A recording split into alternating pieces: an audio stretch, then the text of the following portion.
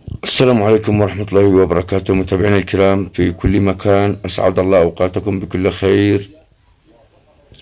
بث مباشر مباراة نادي ضنك ضد نادي الأخدود اليوم في الدوري السعودي، وستنطلق المباراة في تمام الساعة 6 من مساء اليوم الخميس الموافق 26 أكتوبر 2023 ميلادية.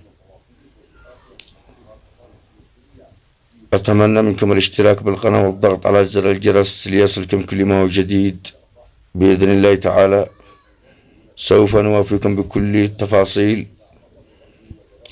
أتمنى منكم التشجيع والدعم، ربي يسعدكم. المباراة ستنطلق في تمام الساعة 6 مساء بتوقيت مكة المكرمة واليمن والعراق وسوريا.